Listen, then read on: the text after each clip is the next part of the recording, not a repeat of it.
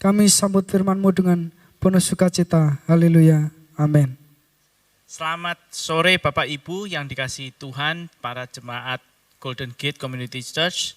Saya akan memberitakan firman Tuhan pada sore hari ini. Sebelumnya saya mengucapkan terima kasih kepada Abuna yang memberikan saya kesempatan untuk menyampaikan firman pada sore hari ini. Sore hari ini kita akan banyak belajar tentang hal meminta. Nah, nanti ayatnya banyak, nanti bisa diulang lewat YouTube, ditulis lagi ya, untuk dicatat satu demi satu ayat-ayat yang akan dipelajari pada sore hari ini. Dengan judul hal meminta. Kita sering mendengar bahwa, loh kamu minta ke Tuhan tuh kok caranya begitu. Atau jangan doa kok isinya minta-minta tok ke Tuhan. Ya, apakah itu sebenarnya salah kalau kita meminta di dalam doa kita kepada Tuhan? Nah, kita ingin belajar itu. Pertama topiknya adalah, bolehkah kita meminta kepada Tuhan? Sebagai anak Tuhan, boleh enggak kita minta? Yang pertama, kita lihat Yesus mengajar cara berdoa, yaitu doa Bapa kami di dalam Lukas 11 ayat 2-3. Dikatakan begini, jawab Yesus kepada mereka, apabila kamu berdoa, katakanlah, Bapa, dikuduskanlah namamu, datanglah kerajaanmu. Ayat 3 mengatakan begini, berikanlah kami setiap hari makanan kami yang secukupnya. Jadi Tuhan Yesus sendiri mengajarkan murid-muridnya ketika berdoa, minta setiap hari makanan yang secukupnya. Jadi boleh minta. Lalu Yesus mengatakan juga begini di Lukas 22 ayat 42. Ya Bapakku, jikalau engkau mau, ambillah cawan ini daripadaku, tetapi bukanlah kehendakku, melainkan kehendakmu lah yang terjadi. Di sini Yesus di Taman Getsemani sedang akan menuju proses ditangkap. Yesus sendiri berdoa kepada Bapa di surga dengan mengatakan apa? Ambillah cawan ini daripadaku ya Bapa. Artinya apa? Minta. Minta ke Tuhan, minta ke Bapa. Berarti ada dua contoh Tuhan Yesus sendiri meminta. Contoh yang ketiga. Di Lukas 11 ayat 9. Oleh karena itu, aku, Tuhan Yesus ya, berkata kepadamu, mintalah maka akan diberikan kepadamu, carilah maka kamu akan mendapat, ketoklah maka pintu akan dibukakan bagimu. Lihat contoh yang ketiga, Tuhan Yesus jelas berkata apa? Mintalah.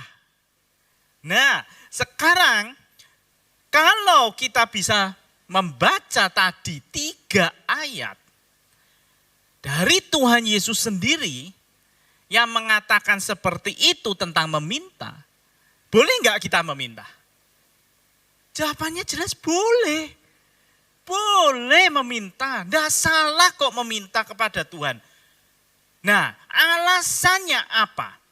Selain daripada yang dikatakan Tuhan Yesus tadi, bahwa minta, Yesus sendiri meminta. Alasannya kenapa kita itu harus meminta sebenarnya? Ada 5 alasan utama kenapa semua anak-anak Tuhan harus meminta kepada Tuhan.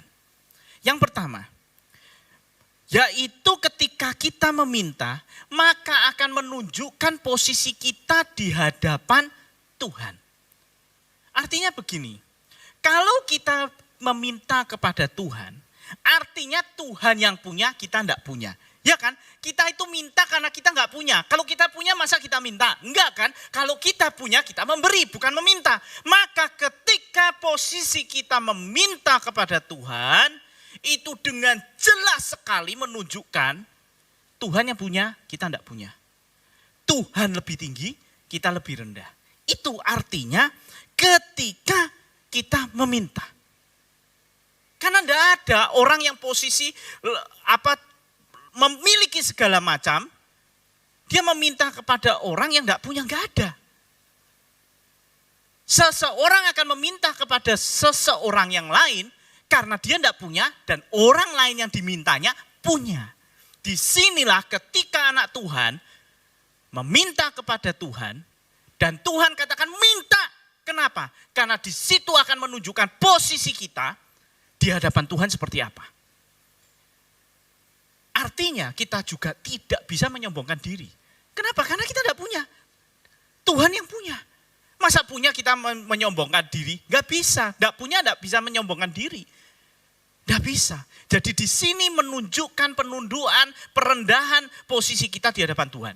Gara-gara kita meminta. Yang kedua, kenapa harus meminta?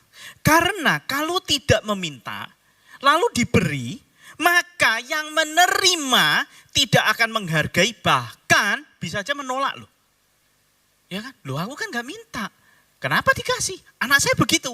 Pernah kita kasih sesuatu dan tidak dihargai, ditaruh aja di meja. Terus kita tanya, loh kenapa? Kok gak dipakai? Loh kan aku gak minta. Nah ini yang terjadi Bapak Ibu. Bahwa seringkali anak Tuhan ketika menerima sesuatu, itu tidak menghargai. Ketika menerima sesuatu dari Tuhan, karena dia tidak meminta, Tuhan beri, ujungnya apa? Tidak menghargai. Bahkan menolak. Tidak butuh. Loh banyak loh Bapak Ibu yang terjadi, orang nggak punya tapi sombong. Ditolongin bilang nggak perlu, padahal tahu persis dia butuh. Tapi itu kenyataannya. Maka Tuhan meminta kita untuk minta. Minta ke Bapa. Karena dengan engkau meminta kepada Tuhan, engkau tidak akan mungkin menyepelekan atau menggampangkan pemberian Tuhan. Kenapa? Karena kita minta. Itu alasan yang kedua. Alasan ketiga, ketika kita minta kepada Tuhan, sebenarnya di situ kita belajar mengerti isi hati kita sendiri. Kita akan tahu ketika kita minta, kita bisa merasakan apa yang kita minta ini benar apa salah. Apakah serakah, ataukah egois, ataukah permintaan yang jahat, itu kita bisa lihat dari permintaan kita sendiri. Dari situ sebenarnya ketika kita minta kepada Tuhan, kita bisa merefleksi apa yang ada di dalam hati kita sendiri. Dari permintaan yang keluar dari mulut kita sendiri, itulah isi hatimu. Itu isi hatimu sendiri. Kalau permintaanmu semua yang buruk terhadap orang lain, maka hatimu dipenuhi dengan kejahatan. Tetapi beda ketika engkau berdoa, Tuhan berkati orang ini. Ia sudah susah payah Tuhan untuk melayani engkau. Juga bekerja, tolong Tuhan proteksi keluarga. Itu beda. Hatimu penuh dengan belas kasihan. Dari situ Tuhan bisa melihat isi hatimu. Bahkan engkau sendiri bisa mengecek apa yang ada di dalam hatimu melalui permintaanmu yang keluar dari mulutmu. Lalu yang keempat, kenapa kita harus meminta? Karena dengan meminta kita bisa mengenal keberadaan Tuhan ketika doa kita dijawab. Jadi begini, banyak anak Tuhan, banyak teman-teman saya pengusaha, banyak selalu berkata, gimana dengarkan suara Tuhan? Tuhan tidak bisa dilihat, Tuhan tidak bisa diraba, Tuhan tidak bisa dibau. Tuhan, ya saya percaya Tuhan ada, tapi saya tidak pernah dengar. Saya tidak pernah merasakan. Lalu dari manakah anak-anak Tuhan bisa mengenal adanya Tuhan? Melalui permintaanmu dijawab. Karena dengan ketika engkau meminta dan Tuhan menjawab, maka engkau mengatakan, wow, ternyata Tuhan ada. Ternyata Tuhan hidup. Ternyata Tuhan mendengar doaku dan Tuhan menjawabnya. Dari permintaan yang dijawab, maka kita mengerti bahwa eksistensi Tuhan ada. Bukan hanya sekedar apa yang dikatakan Alkitab. Tetapi benar-benar mengalami perjumpaan pribadi dengan Tuhan. Ketika seseorang sakit dan minta disembuhkan, selamanya ini mungkin belum percaya Tuhan. Tapi ketika disembuhkan, dia akan benar-benar mengalami perjumpaan dengan Tuhan dan mengatakan luar biasa, sekarang aku mengerti, sekarang aku mengenal. Bahkan Ayub mengenal Tuhan ketika dalam pergumulannya, dalam doanya. Jadi sebenarnya permintaan itu dari anak-anak Tuhan untuk Tuhan menunjukkan keberadaannya melalui menjawab permintaan kita. Dan yang kelima, yang terakhir adalah kenapa harus meminta? Karena di dalam Yohanes 14:13 dikatakan apa? Mintalah apapun juga di dalam namaku, maka akan diberikan kepadamu supaya apa? Supaya nama Bapa dipermuliakan. Jadi Tuhan punya tujuan supaya namanya dipermuliakan. Ketika kita meminta, diberi dan dijawab oleh Tuhan. Maka kita akan bersyukur. Makanya Bapak Ibu, engkau selalu berkata kepada Tuhan, Tuhan aku meminta kok tidak pernah dijawab. Kenapa? Karena ketika Tuhan menjawab, engkau tidak pernah mempermuliakan nama Bapa. Engkau tidak pernah bersaksi ke orang-orang. Engkau hanya menyimpan semua mujizat dan pekerjaan Tuhan yang hebat hanya di dalam hatimu sendiri. Tidak pernah ada orang yang tahu tentang apa yang Tuhan telah lakukan di dalam hidupmu. Makanya Tuhan Yesus di Matius 28 mengatakan di amanat agung, bersaksi jadilah saksi. Tapi kita nggak pernah bersaksi, mau ngomong aja cerita tentang Tuhan takut. Padahal hidupnya diselamatkan oleh Tuhan. Dan kau tahu persis bahwa itu kalau bukan Tuhan nggak mungkin. Tapi engkau simpan. Gak berani engkau ceritakan. Gak berani engkau saksikan ke siapapun. Padahal tujuan meminta dan dijawab adalah supaya mempermuliakan nama Bapa. Nah ini, kalau kita diberi, gak pernah mempermuliakan nama Bapa, ya maka doamu tidak akan dijawab. Karena Tuhan lihat loh, dikasih kayak gak tahu terima kasih. Dijawab kayak gak bersyukur. Ya kan? Buktinya cuek aja. Coba, kalau Bapak Ibu gak percaya begini. Ketika anakmu meminta dan engkau beri. Dan anak itu bercerita, wah luar biasa aku dapat mainan baru. Yang cewek mungkin dapat mainan Barbie, yang cowok dapat mainan pistol-pistolan yang benar-benar diidamkan. Wah luar biasa papaku pamer di mana-mana. Pamer itu bersaksi loh Bapak Ibu. Lihat tuh, wah papaku baik, mamaku baik beli ini. Nah sekarang kalau giliran kita minta sama Tuhan sampai doa puasa, diberi, tapi setelah itu diam. Gak ngomong kemana-mana, gak bersaksi, diam, gak berani cerita. Ya yang ngasih kecewa dong. Seperti engkau ketika memberi sesuatu yang sangat berharga kepada anakmu dan anakmu cuek. Diam. Ya, ini alasan kenapa kita harus meminta kepada Tuhan. Tuhan membuat skenario minta. Kenapa? Karena 5 ini. Yang pertama tadi apa? Menunjukkan kita tidak punya, Tuhan yang punya. Artinya kita di bawah, Tuhan di atas. Tidak ada alasan kita menyombongkan diri di hadapan Tuhan. Ya kan? Yang kedua, kenapa harus meminta? Karena kalau nggak minta dikasih, kadang nggak dihargai, bahkan ditolak. Sakit hati lah yang memberi, ya kan? Sudah dikasih ditolak, waduh sakitnya, ya kan? Juga dari permintaan kita bisa mengerti isi hati kita sendiri. Yang keempat tadi apa? Bahwa melalui jawaban doa, kita tahu bahwa Allah itu hidup dan ada.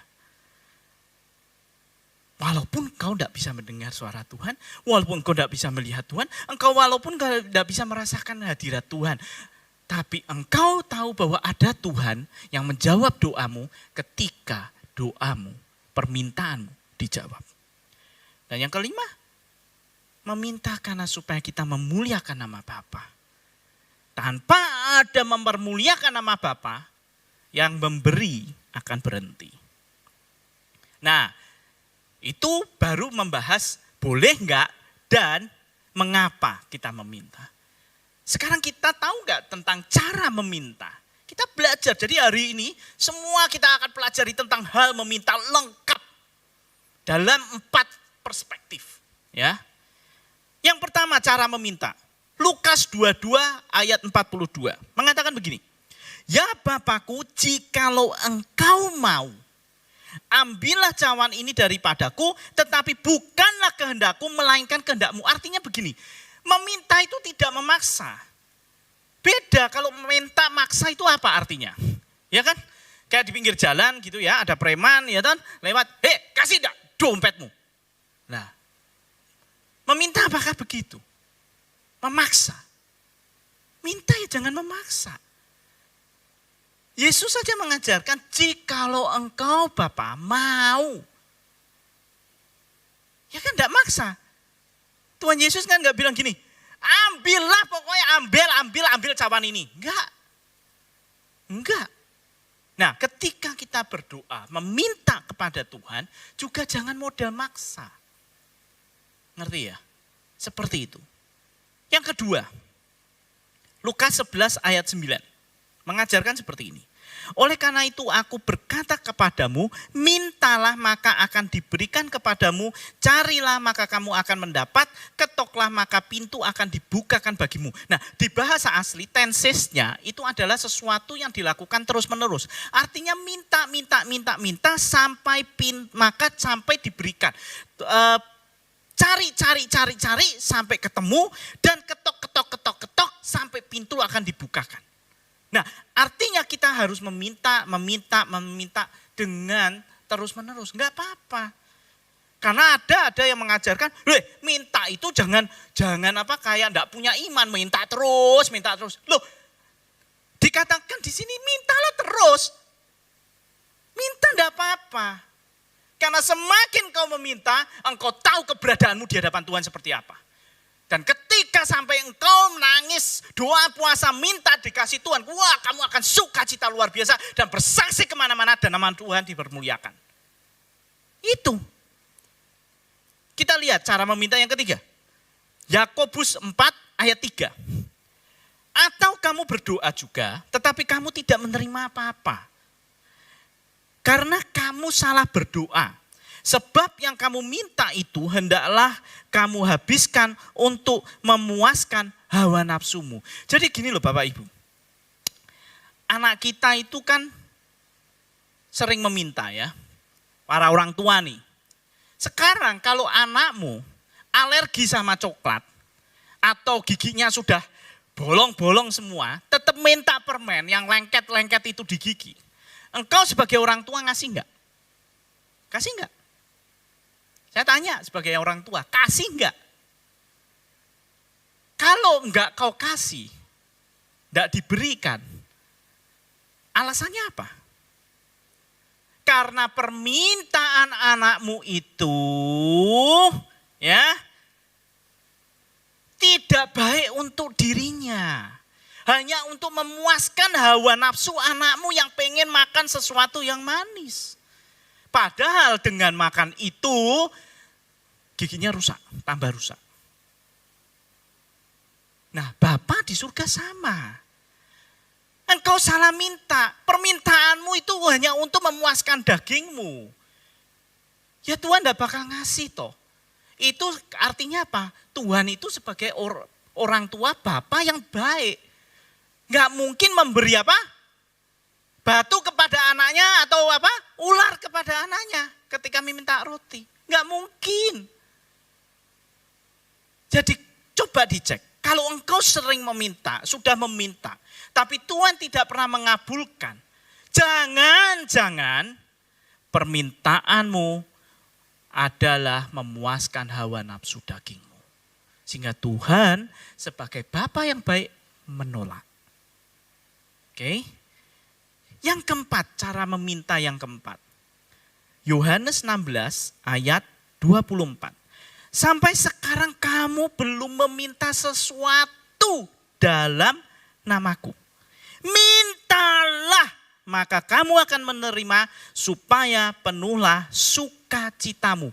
Di sini dengan jelas mengatakan apa? Dalam namaku Yesus. Artinya ketika kita minta kepada Bapa di surga, mintalah di dalam nama Tuhan Yesus, jangan nama yang lain. Sudah dijelaskan di sini di dalam Yohanes 16 ayat 24. Mintalah apapun, sesuatu apapun di dalam namaku. Tuhan Yesus mengatakan itu jelas sekali ya kan. Berarti harus dalam nama Tuhan Yesus. Jelas. Nah, yang kelima, ya. Cara meminta yang kelima, ya.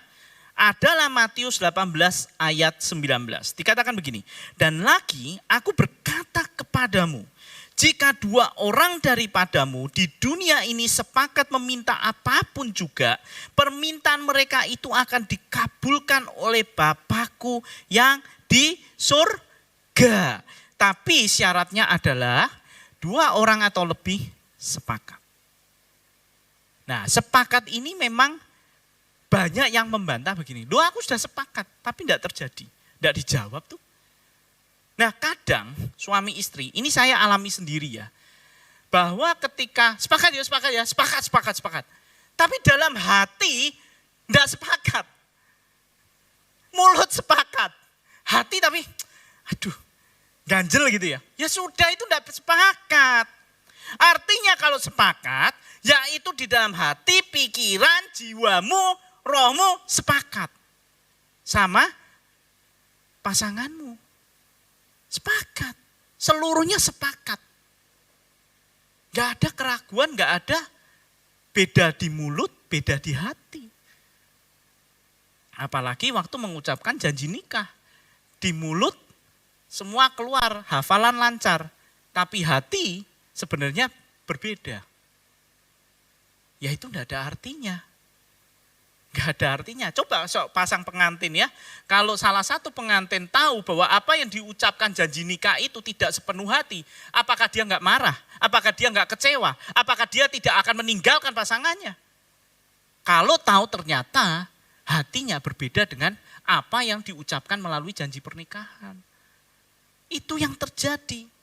Artinya kita sepakat. Seluruhnya sepakat. Tubuh jiwa roh sepakat. Enggak cuma satu bagian tertentu. Nah, ini adalah cara meminta yang dijelaskan di Alkitab. Secara dasar ada 5. Ya, yang pertama tadi apa? Tidak memaksa. Lalu yang kedua, terus menerus. Mintalah, ketok. Cari. Ya. Atau yang ketiga, meminta sesuatu yang memuaskan hawa nafsu. Itu salah, enggak boleh. Enggak boleh. Kedagingan. Kalau orang bingung hawa nafsu apa sih? Kedaginganmu. Untuk memuaskan kedaginganmu. Lalu yang keempat adalah minta di dalam nama Tuhan Yesus. Jangan nama yang lain. Ya. Dan yang terakhir adalah sepakat. Ketika sepakat itu bukan hanya di dalam ucapan lidah saja. Tetapi hati pikiranmu semuanya sepakat dan seia sekata. Nah, ini adalah bagian yang ketiga yaitu tentang cara meminta. Ya, tadi yang pertama boleh tidak meminta, lalu mengapa harus meminta, dan yang ketiga adalah caranya meminta gimana. Nah, yang keempat kita mau belajar, bagian yang terakhir adalah apa? Meminta apa? Nah, ini penting. Mintanya salah kayak tadi, ya kan? Nah, sekarang kita harus tahu, boleh minta, ya. Kenapa harus meminta? Lalu caranya meminta, dan yang terakhir adalah meminta apa? Ini satu kesatuan lengkap tentang hal meminta menurut firman Tuhan. Dikatakan begini. Dan lagi tadi ya, ayat tadi ya, jika dua orang daripadamu di dunia ini sepakat meminta apapun juga, permintaan mereka itu akan dikabulkan. Ya. Sebenarnya dikabulkan ini terus orang kan hanya pegang ayat ini. Sebenarnya enggak bisa. Kembali lagi juga, ayat ini kembali lagi yang sebelumnya yaitu apa? Untuk memuaskan hawa nafsu di Yakobus 4 ayat 3. Kalau kita sepakat sesuatu, tapi hanya untuk memuaskan hawa nafsu juga sama, nggak bisa. Jadi jangan kita mengutip ayat hanya separuh-separuh. Karena satu kesatuan di dalam Alkitab itu benar. Nah kalau kita hanya mengaplikasikan sebagian atau sepotong ayat, nggak bisa. Jadi ayat meminta hal apapun, dikatakan begini, sepakat meminta apapun juga artinya meminta apapun itu banyak sekali, semua minta apapun boleh Tuhan. Boleh. Ya kan dikabulkan, tapi juga itu bertentangan enggak dengan ayat-ayat yang lain. Kalau hanya untuk memuaskan hawa nafsu juga enggak bisa. Enggak boleh, Tuhan juga enggak akan ngabulkan. Jadi mintanya bukan apapun juga ngawur, enggak. Kembali lagi ke parameter-parameter tadi. Bahwa meminta tapi bukan untuk memuaskan hawa nafsu. Tadi 5 cara itu diterapkan. Ya, jangan ambil satu bagian. Nah, saya mau mengutip gini tentang hal meminta ya. Meminta apa? Manusia itu kan kebutuhannya makan, minum, pakai, rumah. Kalau di SD itu kan diajari kebutuhan pokok ya. Kita boleh nggak sih sebenarnya minta makan, minum, pakai gitu? Boleh nggak? Kalau ditanyakan boleh, sebenarnya boleh. Apapun minta boleh kok. Tuhan Yesus bilang boleh apapun. Tapi sebenarnya, lihat lagi di bagian 1 perikop adalah mengatakan Yesus ketika mengatakan apa? Janganlah kamu khawatir tentang apa yang kamu makan, tentang apa yang kamu minum, apa yang tentang kau pakai. Karena Tuhan Bapamu di surga tahu semua itu. Nah sebenarnya kalau ditanya boleh nggak minta makan, minta minum, minta pakaian? Boleh. Tapi sebenarnya kamu nggak perlu minta. Kenapa? Karena Tuhan Bapamu di surga itu bertanggung jawab terhadap engkau. Sekarang contoh begini, gampang. Saya punya anak ya. Ketika istri saya harus berangkat ke gereja ya pagi, pulang lewat jam 12 siang, dia harus memastikan bahwa di meja makan ada makanan untuk anak-anak ketika ditinggal pergi kerja. Itu sudah rutin. Gak perlu anak minta, Mah, nanti bakal ada makan gak? Mah, nanti disiapin makan gak? Gak usah ditanya, pasti dijawab, pasti ada. Dijamin pasti ada. Kalaupun gak sempat masak, panggil GoFood. Order. Kenapa? Karena sebagai seorang tua, itu kewajiban orang tua untuk menyediakan makan bagi anak-anaknya. Gak perlu minta pakaian, gak perlu minta kayak tadi umpama pergi ke mall apa kemana ya, lihat baju. Dipikirin bukan baju untuk kita, tapi anakmu yang besar itu bajunya sudah kekecilan. Selalu yang diurus, yang ditanyakan, yang dilihat untuk anak dulu. Ini kalau ini Chelsea suka enggak? Pas enggak? Catherine kebesaran enggak? Kekecilan enggak? Selalu. Apakah anak di rumah sebelum-sebelumnya ngomong terus minta pakaian? Enggak. Orang tua tahu. Ketika sepatu sudah kekecilan, ketika baju sudah kekecilan, ketika di meja makan harus ada makanan, orang tua tahu itu. Tidak perlu kamu minta. Kalau manusia, orang tua di bumi seperti itu, apalagi Bapamu di surga. Makanya Yesus mengatakan apa? Jangan kamu khawatir. Apa yang kamu makan, apa yang kau minum, apa yang kau pakai. Semuanya itu disediakan Bapamu di surga untuk engkau, anak-anaknya. Tetapi carilah dahulu kebenaran kerajaan Allah. Kuncinya itu. Mazmur berkata apa? Sampai masa tuaku aku tidak pernah melihat anak-anak orang benar meminta-minta roti. Itu jaminan. Makanya Makanya kalau dikatakan boleh enggak minta, boleh. Tetapi jika engkau meminta, patut dipertanyakan konsep Bapa di surga di dalam pikiranmu itu apa? Kalau engkau menganggap bahwa Bapa di surga adalah orang tua yang bertanggung jawab terhadap anak-anaknya, engkau tidak perlu memintanya. Karena itu sudah pasti disediakan oleh Bapa di surga. Enggak perlu minta. Karena manusia aja bisa begitu, apalagi Bapamu di surga. Berubahlah cara memintamu. Nah, yang ketiga, yang terakhir. Minta apa? Saya alami di dalam dunia ini ya, kita baik bekerja sama orang ataupun kita berusaha. Sekolah pun itu tidak lepas dari namanya pergumulan, tidak lepas dari masalah, tidak lepas dari pintu yang tertutup, jalan yang buntu. Seolah-olah kita, aduh, apa yang harus aku lakukan? Nah, Bapak Ibu, di dalam kebuntuan kita, apa yang kau minta? Apa yang kau minta? Hah? Ini kuncinya. Karena saya mengalami jelas ada 2 periode di dalam hidup saya, 2 event yang saya benar-benar buntu, nggak tahu lagi harus berkata apa. Semua usaha manusia sudah dijalankan dan tidak bisa nembus. Logika sudah mentok. Dan saya minta satu hal ini dan diberi jawaban sama Tuhan. Dan ini yang harusnya banyak anak-anak Tuhan minta. Bukan sekedar minta makan, minta minum, dan minta pakaian. Salah. Bukan itu. Yang kau minta adalah hikmat. Minta itu. Karena hikmat itu adalah petunjuk dari Tuhan yang akan membuka jalanmu. Membuat jalanmu lurus. Gak perlu belok-belok cari pintu yang lain.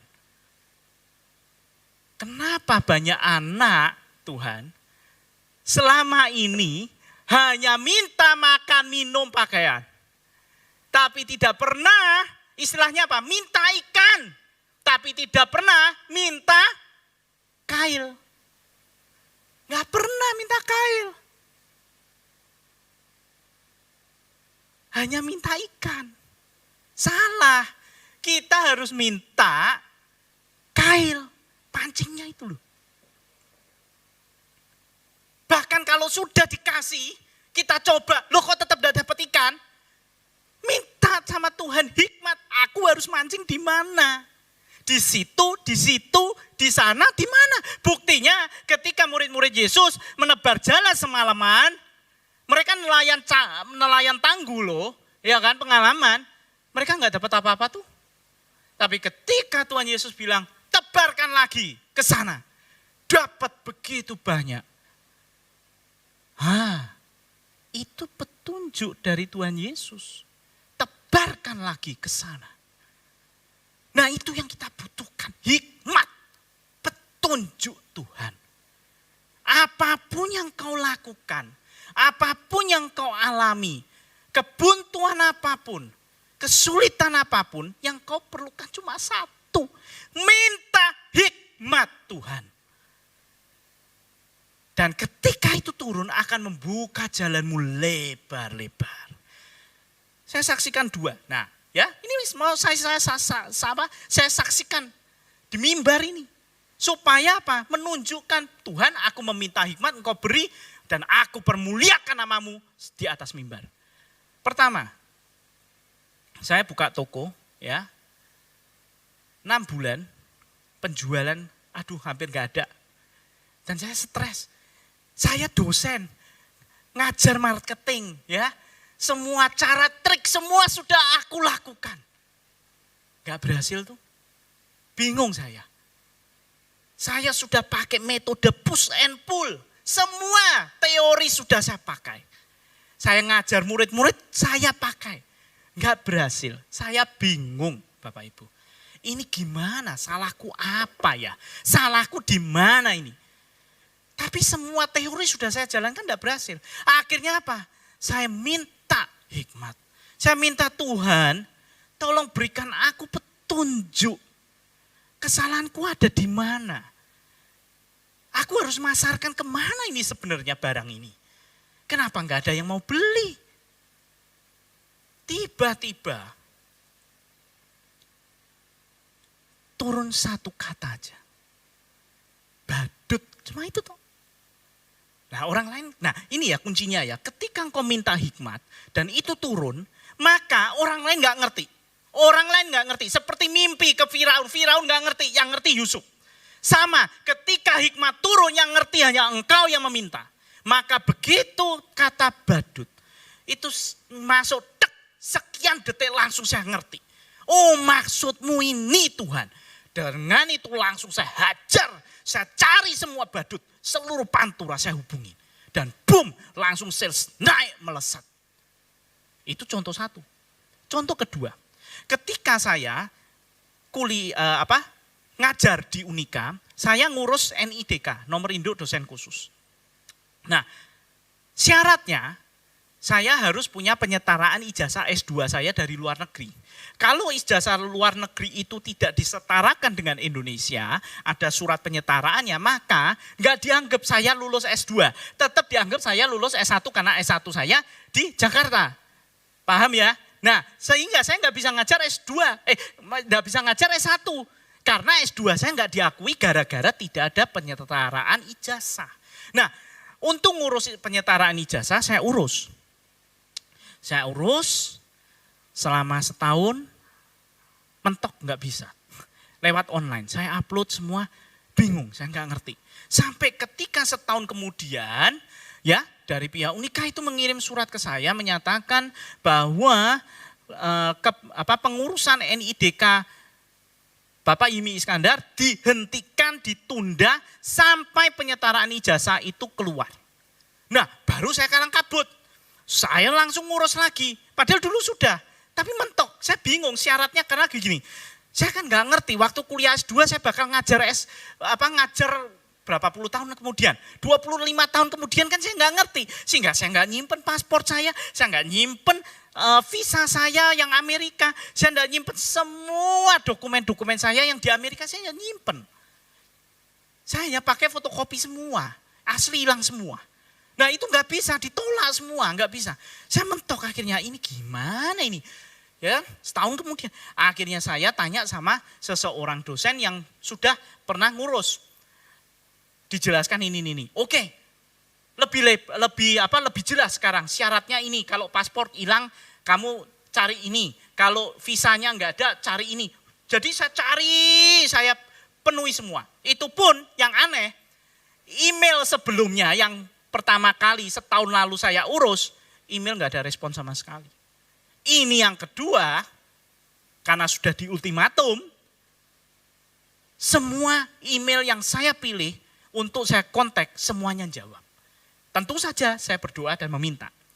Permasalahannya adalah ketika semua syarat sudah saya penuhi semua, nggak ada alasan ditolak, ya kan? Saya masukkan semua dokumen saya, boom, dibilang apa?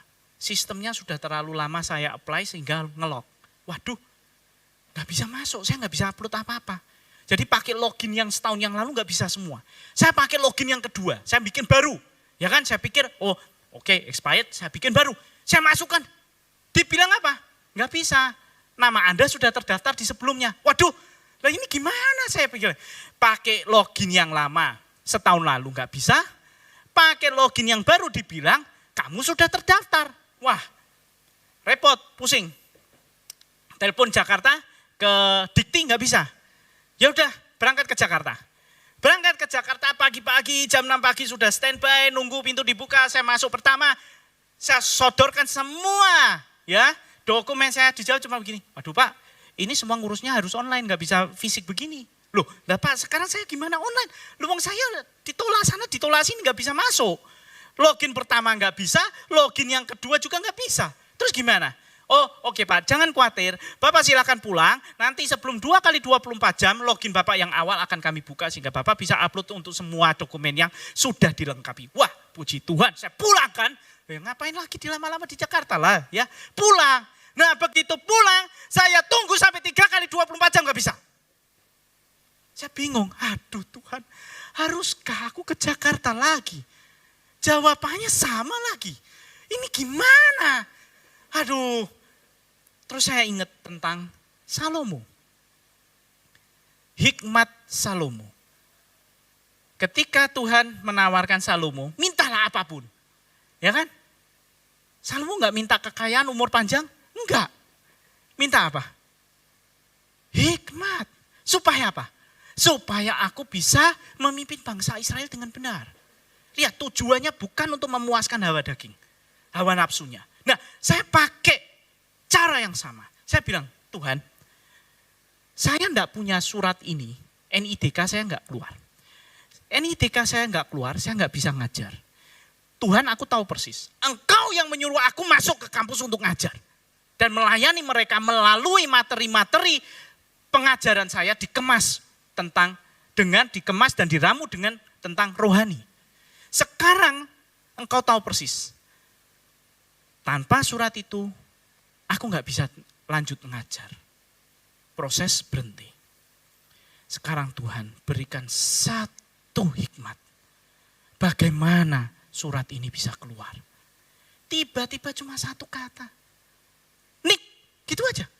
Nah, orang diomongin Nik gak ngerti. Dipikir noni. Bukan. Kalau saya, karena saya dulu mainnya IKTP, saya tahu NIK itu nomor induk kependudukan, saya ngerti persis. Begitu kata NIK itu keluar, saya langsung dalam sekian detik, saya ngerti apa yang diinginkan Tuhan. Oh, saya tahu Tuhan. Saya pakai daftar login yang kedua, ya. Jadi yang pertama kan tetap nggak bisa. Saya daftar lagi, tapi apa? Kan di situ suruh nulis nama dan NIK KTP. NIK-nya saya kurangi dari 13 digit, saya kurangi jadi 12 digit. Belakangnya kan 0003. Saya rubah jadi 003, nolnya tak buang satu. Apa yang terjadi Bapak Ibu?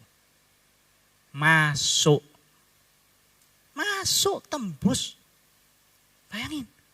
Langsung saya upload semua dokumen, boom. Dalam waktu 1 minggu diberitahu silakan ke Jakarta, dokumen penyetaraan ijazah Bapak sudah jadi. Silakan diambil. Itu loh kehebatan tentang hikmat. Makanya kenapa anak Tuhan ribut masalah makan dan minum dan pakai. Tapi tidak pernah minta hikmat. Padahal hikmat itu yang membuat Salomo besar. Minta hikmat. Oleh karena itu Bapak Ibu, biarlah pada sore hari ini kita belajar satu hal. Selama ini mungkin kita salah meminta. Mungkin kita tidak berani meminta. Atau kita meminta yang Tuhan bilang, ngapain kamu minta kayak gitu? Mintalah hikmat. Karena itu membuat perubahan di dalam hidupmu. Mintalah hikmat. Bapak Ibu. Karena saya sudah merasakan 2 kasus itu. Mentok, terbuka lebar. Hanya karena saya meminta apa yang Tuhan inginkan. Yaitu Tuhan ingin saya meminta hikmat dan diberi. Makanya Salomo ketika minta hikmat, Tuhan mengatakan apa? Aku kasih kamu hikmat. Bahkan umur panjang, kekayaanku kasih sekalian. Kenapa? Karena engkau meminta apa yang benar. Oke, mari kita Bapak Ibu, kita tundukkan kepala, kita siapkan hati kita. Kita berdoa kepada Tuhan. Untuk sekarang kita mengerti, selama ini kita mungkin sudah banyak meminta tetapi meminta yang salah. Selama ini kita banyak meminta tapi caranya salah. Ataupun kita meminta bukan apa yang Tuhan inginkan kita meminta. bahkan juga kita tidak pernah selama ini kita meminta, maka kita tidak pernah mendapat. Biarlah malam ini, sore ini, kita mengerti kebenaran firman Tuhan, bahwa kita harus meminta, boleh meminta, harus, dengan cara yang benar, dengan minta apa? Bukan lagi minta makan, minum, pakai, tetapi mintalah hikmat dari Tuhan untuk membuka jalan hidupmu terbuka lebar. Berkat Tuhan akan turun melalui hikmat Tuhan yang engkau minta di dalam hidupmu. Puji Tuhan, saudara, kita mendengarkan firman Tuhan yang sangat indah dari Pak Jimmy tentang bagaimana kita harus meminta kepada Tuhan. Jangan lupa sebagai anak Tuhan kita punya hak pribadi untuk meminta kepada Tuhan, dan Tuhan sendiri juga memberikan jaminan kepada kita bahwa apa yang kita minta di dalam namanya diberikan oleh Tuhan. Hanya perlu kita ingat bahwa pemenuhan permintaan kita kepada Tuhan itu harus berlangsung di dalam standar Tuhan, bukan memenuhi dan mengikuti standar kita. Dia bisa saja menjawab ya, tetapi ya-nya Tuhan itu adalah yang terbaik buat kita. Puji Tuhan, kita akhiri ibadah kita pada sore hari ini. Bunda tetap mengingatkan kita semua untuk